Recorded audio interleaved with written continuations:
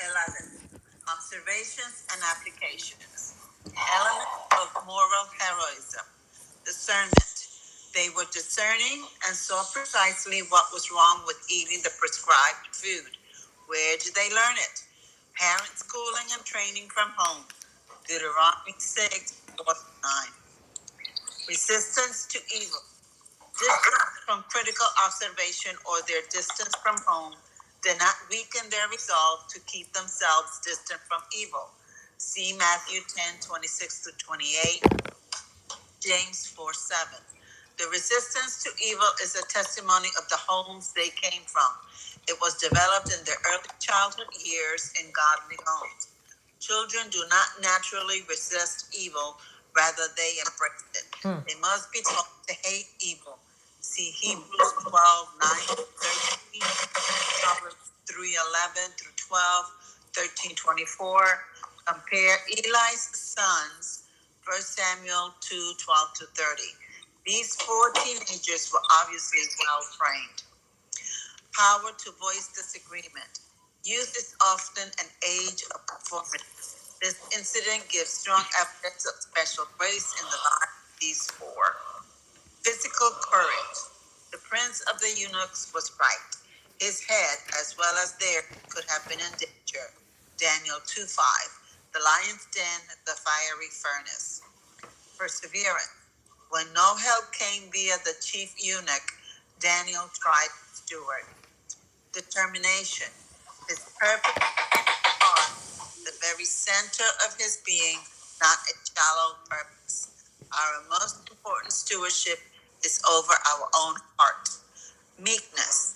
Without mock heroic, Daniel respectfully requested or besought his superiors. Good sense. The trial suggested was reasonable and feasible. Also Ezekiel 28:3, Proverbs 2:11 in context. Okay. Daniel's career. Daniel was destined to rise to prime prominence in Babylonian Empire, to rise to prime prominence in the subsequent Persian Empire, to personally receive the most astonishing prophecies in the entire Bible, Daniel 9-12. His career is authenticated by Jesus himself, Matthew 24:15. He has classed with Noah and Job, Ezekiel 14:14. Daniel obeyed the Lord and he stayed around longer than anyone else. Who's in charge here? God gave them into the hand of Nebuchadnezzar, Daniel 1:2. God caused the official to show favor, Daniel 1:9. God gave them skill and understanding, Daniel 1:17. At a very critical juncture, we see the ruler of the universe himself is in charge. If God can do this with individuals, God can do this with nations. Ooh, yay. Yes. We need Session intervention, 2. Lord. Yes, we do. Nation does. Oh, The dream God. of a king, Daniel 2. Organization, historical, chapters 1-6. 1. Deported as a teenager. 2. Nebuchadnezzar's dream. 3. Bow or burn the furnace. 4. Nebuchadnezzar's pride. 5. The fall of Babylon. 6. The lion's den. 7. Daniel's vision.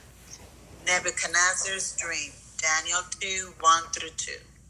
And in the second year of the reign of Nebuchadnezzar, Nebuchadnezzar dreamed dreams, wherewith his spirit was troubled and his sleep brake from him. Then the king commanded to call the magicians and the astrologers and the sorcerers and the Chaldeans for to show the king his dreams. So they came and stood before the king. From Nebuchadnezzar's perspective, he was a young, successful victor who had conquered the known world. He inherited his father's lead advisors. Most of them carried a tone of occult sources. Does he trust them? A calibration test emerges, the most famous in history. The word Chaldeans is used here as the title of his advisory leadership. The word Kartam was a diviner, magician, astrologer, or a practicer of the occult. Ashashap was a person who practices necromancy or a conjurer. The practices of these groups may have overlapped extensively. Several times Daniel referred to these men under the general rubric of wise men.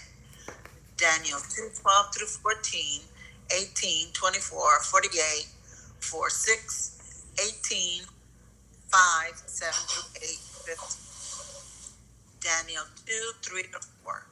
And the king said unto them, I have dreamed a dream, and my spirit was troubled to know the dream. Then spake the Chaldeans to the king of Syriac, O king, live forever. Tell thy servants the dream, and we will show the interpretation. Daniel chapter 1 through chapter 2, verse 3 was written in Hebrew. Now, beginning in verse 4, the narrative switches to Aramaic, though chapter 7, which was the Gentile language of that day. Notice, Nebuchadnezzar says he does not remember his dream. Scholars are divided on if he remembered his dreams or not, or if he was testing these new advisors. Some believe he was faking it on purpose to test their skills. I wanted to, I forgot to do, necromancy, you know what it says up here when they were practicing necromancy or conjurers? It's, the Yeah. practice of communicating with the dead to predict the future. That's what that's about, Oh. That's what that, yeah. okay? It's like I knew what it was, but it's like, man, I gotta go and bring back that definition. So I just wanted to clear that Right. up. Okay, Right. sorry. We saw a movie last night with The Hobbit, and that word came out. Really? Because one of the characters is a necromancer, but he's hidden from them. Oh, You wow. know, but that term came up, and I knew when I Okay, read it here what they were talking about. okay. Okay. Daniel 2:5 through 11. The king answered and said to the Chaldeans, the thing is gone from me. If ye will not make known unto me the dream with the interpretation thereof, ye shall be cut in pieces, and your houses shall be made a dunghill. But if ye show the dream and the interpretation thereof, ye shall receive of gifts and rewards and great honor. Therefore, show me the dream and the interpretation thereof. They answered again and said, let the king tell his servants the dream, and we will show the interpretation of it. The king answered and said, I know of certainty that ye would gain the time, because ye see the thing is gone from me. But if ye will not make known unto me the dream, there is but one decree for you, for ye have prepared lying and corrupt words speak before me. Till the time be changed. Therefore, tell me the dream, and I shall know that ye can show me the interpretation thereof. The Chaldeans answered before the king and said, there is not a man upon the earth that can show the king's matter. Therefore, there is no king, lord, nor ruler that asks such a thing of any magician or astrologer or Chaldean. And it is a rare thing that the king requireth, and there is none other that can show it before the king except the gods, whose dwelling is not with flesh. Indeed. Isaiah 41, 21 through 23. Daniel 2:12 through 18. For this cause the king was angry and very furious, and commanded to destroy all the wise men of Babylon. And the decree went forth that the wise men should be slain, and they sought Daniel and his fellows to be slain. Then Daniel answered with counsel and wisdom to Arioch, the captain of the king's guard, which was gone forth to slay the wise men of Babylon. He answered and said to Arioch, the king's captain, why is the decree so hasty from the king, Then Arioch made the thing known to Daniel. Then Daniel went in and desired of the king that he would give him time and that he would show the king the interpretation. Then Daniel went to his house and made the thing known to Hananiah, Mishael, and Azariah, his companions, that they would desire mercies of the God of heaven concerning the secret, that Daniel and his fellows should not perish with the rest of the wise men of Babylon. There are no committees, task force, or research projects. The decree has been made by the king for all the wise men to be put to death. Daniel is in this group. Daniel prayed. The God of heaven versus the gods of heaven. Prayer. Jeremiah 33:3, Psalm 35:7, Philippians 4:6 through 7, Hebrews 13:15, James 1:5, 1 Peter 5:7. Daniel 2:19 through 21. Then was the secret revealed unto Daniel in a night vision. Then Daniel blessed the God of heaven. Daniel answered and said, Blessed be the name of God forever and ever, for wisdom and might are his. And he changeth the times and the seasons. He removeth kings and setteth up kings. He giveth wisdom unto the wise and knowledge to them that know understanding. Daniel was characterized as a man of prayer. He praised and blessed the God of heaven. Praise 7. Job 12:13 through 22, Psalms 31:15, 41:13, 55:6, 103 1 through 2, 113 1 through 2. Daniel 2:22 through 25. He revealeth the deep and secret things.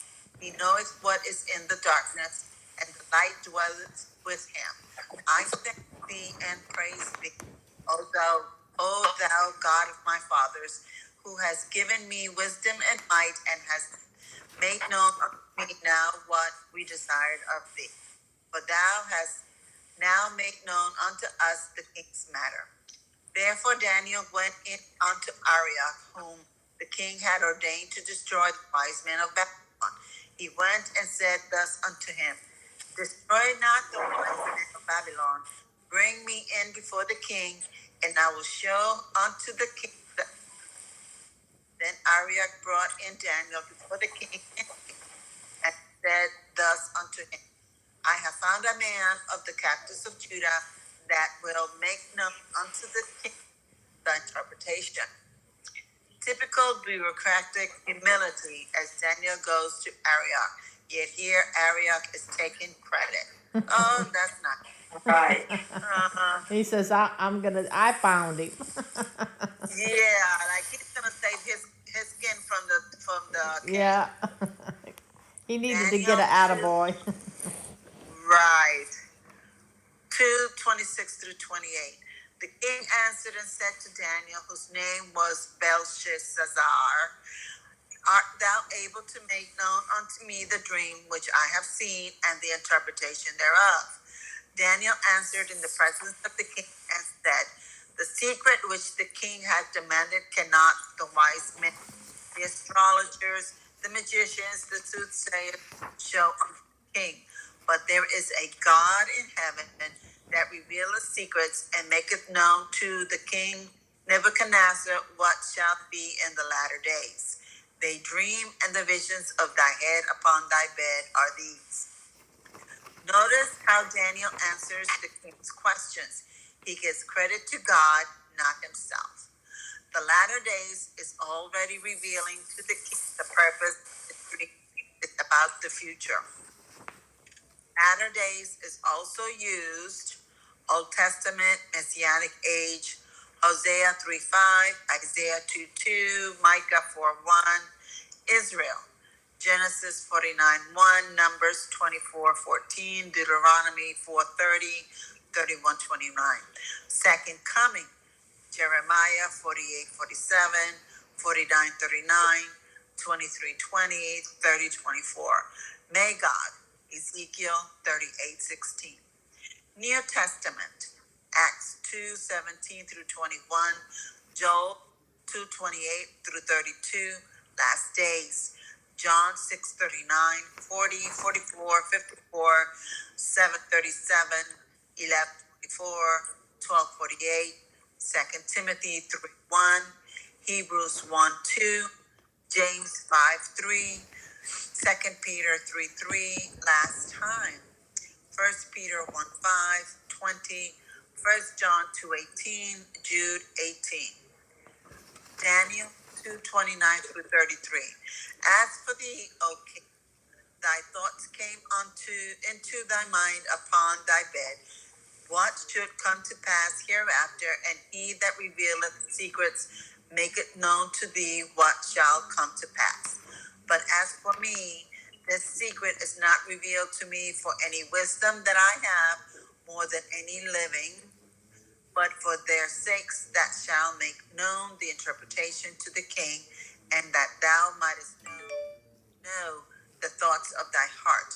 Thou, O king, sawest, and behold, a great image. This great image, whose brightness was excellent, stood before thee, and the form thereof was terrible.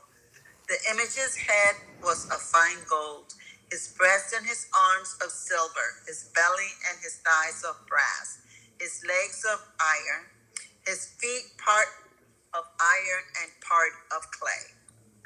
The word terrible was used differently in those days and would be better translated today as awesome, or something to cause awe or amazement.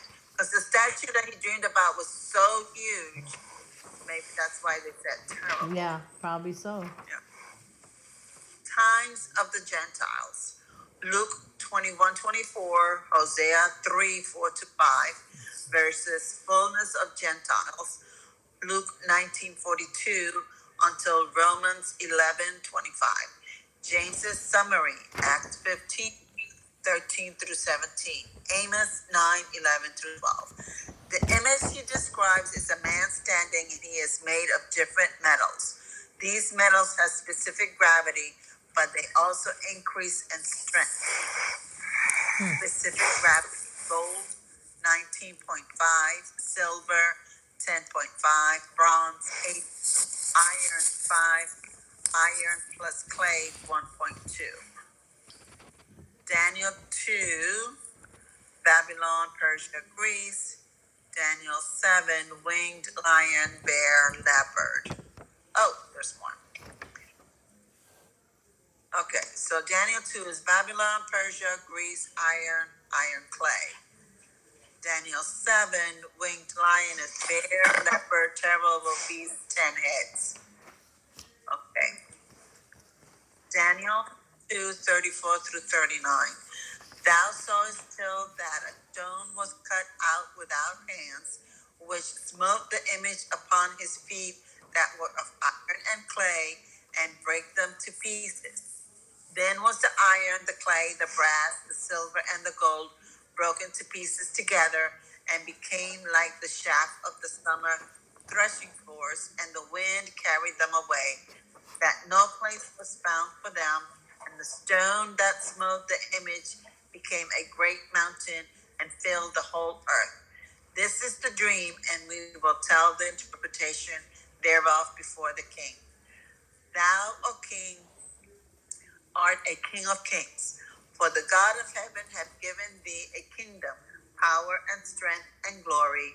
And wheresoever the children of men dwell, the beasts of the field and the fowls of the heaven hath he given unto thy hand, and hath made thee ruler over them all.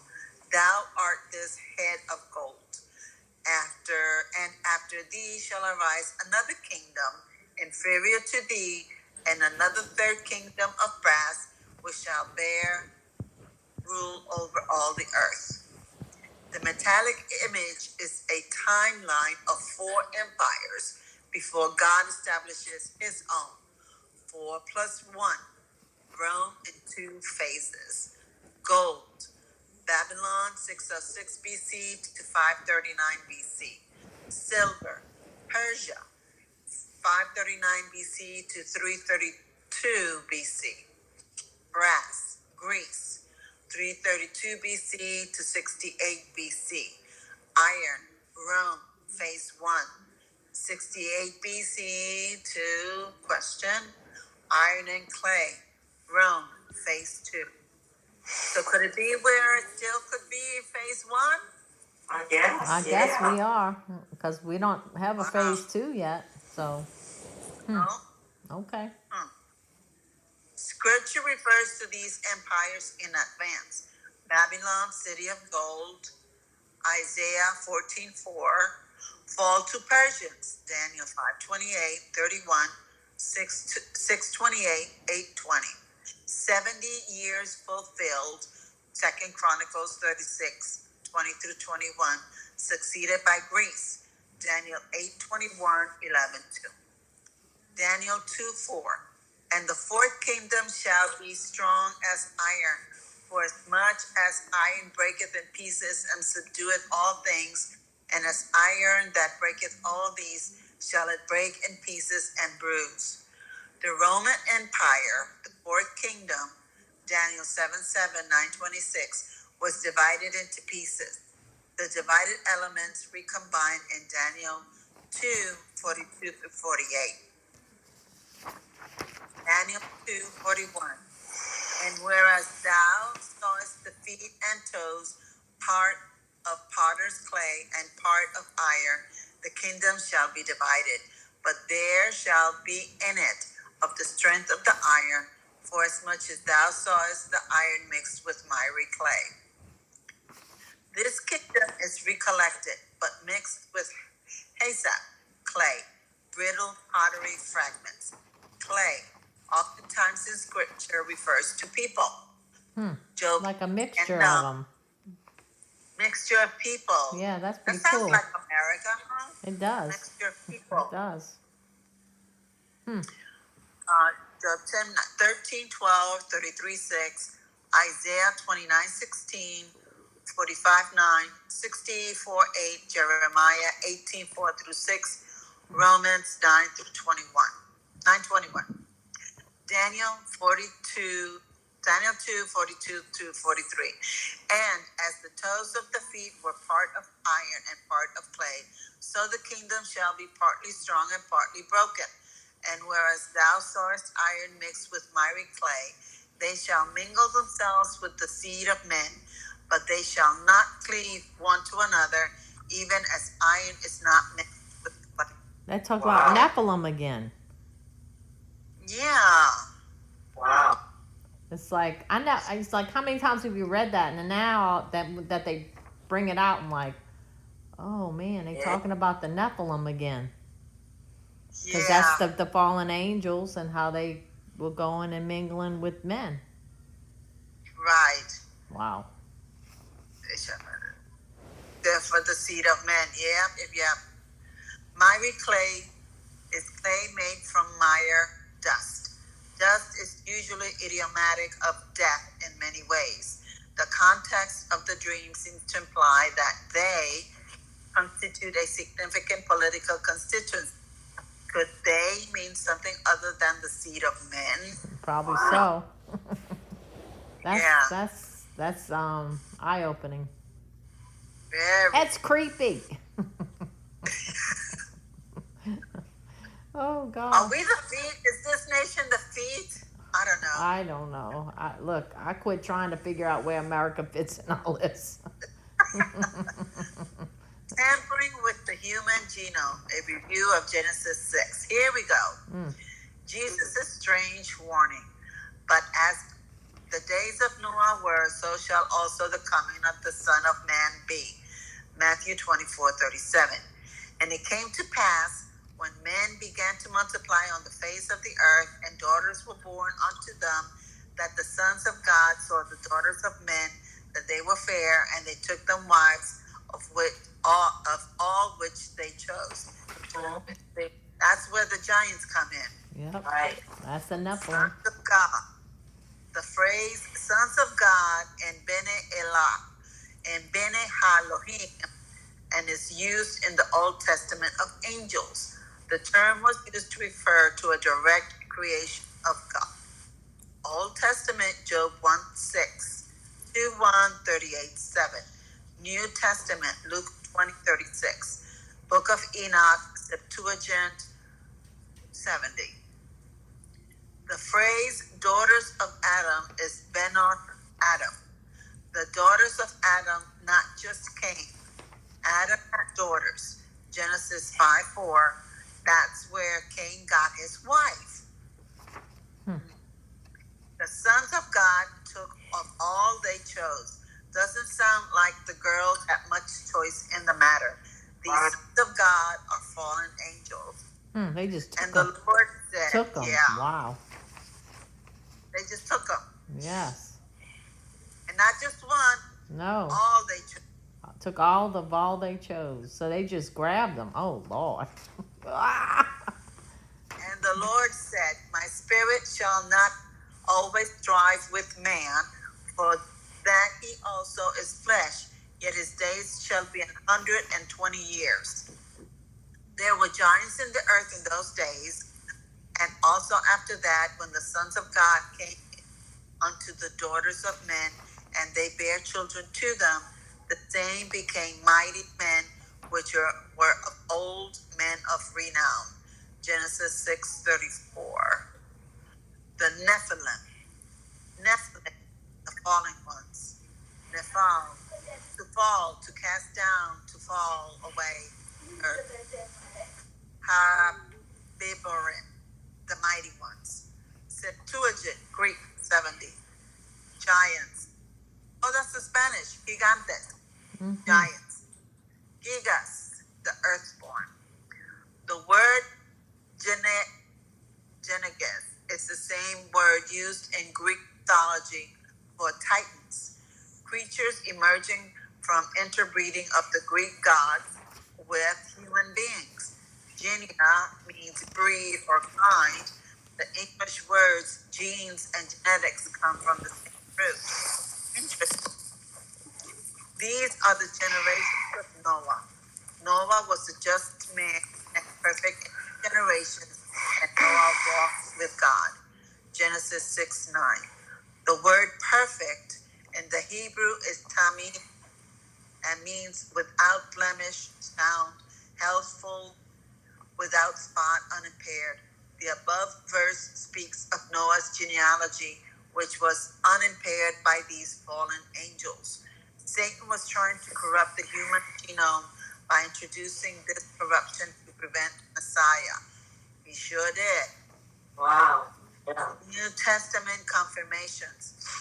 And the angels which kept not their first estate, but left their own habitation, he hath reserved in everlasting chains under darkness unto the judgment of the great day.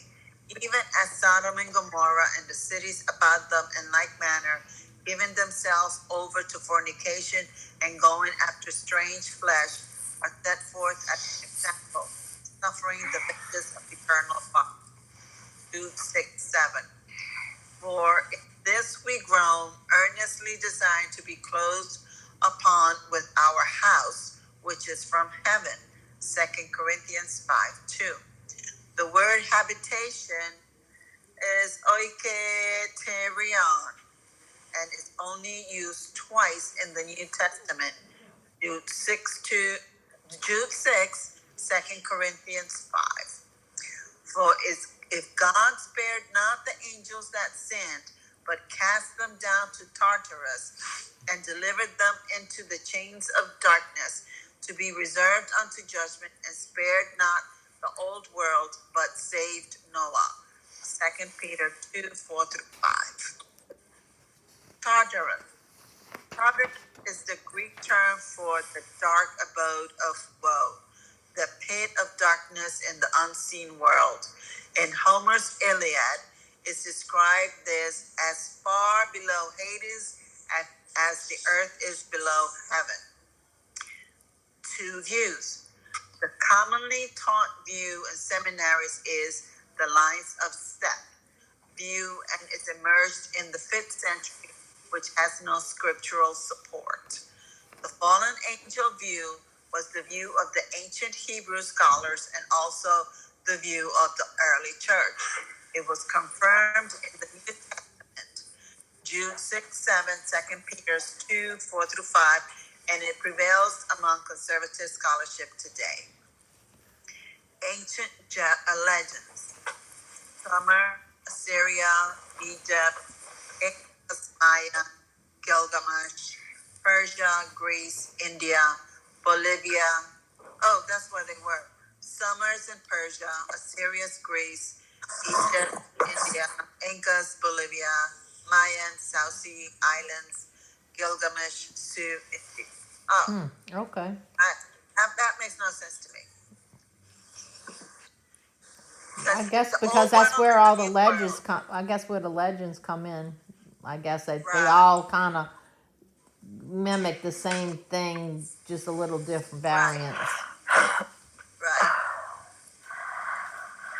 Angel View, BC Traditional Rabbinical Literature, Book of Enoch, 2nd century BC. Testimony of the 12 Patriarchs, Josephus Flavius, Septuagint 70. It'd be good to read that Book of Enoch. It's mentioned a lot. Yeah, sure is. Angel View, Church Fathers, Philo of Alexandria, Justin Martyr, Irenaeus, Athenagoras, Tertullian, Lactantius, Ambrose, Julian. Modern Scholarship View, G.H. Pember, M.R. Dehaan, C.H. McIntosh, F. Delitzsch, A.C. Gaebelin, A.W. Pink, Donald Barnhouse, Henry Morris, Merrill F. Unger, Arnold Frukenbaum, Al Lindsay, Chuck Smith. Sethite View Summary. Text itself, inferred separation, inferred godliness of Sethites, inferred Kenite subset Adamites, unnatural offspring, New Testament confirmations, post-flood and prophetic issues. The stratagems of Satan. Corruption of Adam's line, Genesis 6. Abraham's seed, Genesis 12:20. Famine, Genesis 50. Destruction of male line, Exodus 1. Pharaoh's pursuit, Exodus 14. The populating of Canaan, Genesis 12:6. Against David's line, 2 Samuel 7. Post-flood Nephilim. Also after that, Genesis 6:4. Rephaim, Emim, Horim, Sumin, Genesis 14:15. Rephaim, often translated dead. Psalm 88:10, Proverbs 2:18, 9:18, 21:16, Isaiah 14:9, 26:14. Arba, Anak, and his 7 sons, Anakim, encountered in Canaan. Numbers 13:33. Og, king of Bashan. Deuteronomy 3:11. Joshua 12. Goliath and his 4 brothers. 2 Samuel 21:16 through 18. Unsparing commands. Now go and smite Amalek and utterly destroy all that they have, and spare them not, but slay both man and woman, infant and suckling, ox and sheep, camel and ass. 1 Samuel 15:3. Remember, he didn't. And they didn't. Right? Nope, they didn't. He didn't listen. He saved some of them. The bane of our existence. Right. Thorn in our side still. They, Rephaim, shall not live. They are deceased. They shall not rise. Therefore hast thou visited and destroyed them, and made all their memory to perish. Isaiah 26:14. The original warfare. And I will put enmity between thee and the woman, and between thy seed and her seed. He shall bruise thy head, and thou shalt bruise his heel. Genesis 3:15. From the beginning, that's where it all started. Oh, geez. The conflict between 2 seeds. The seed of the woman versus the seed of the serpent. Some believe these forces are behind the world powers today. The red dragon, Satan, the coming world leader, the false prophet. Daniel 2:44-45.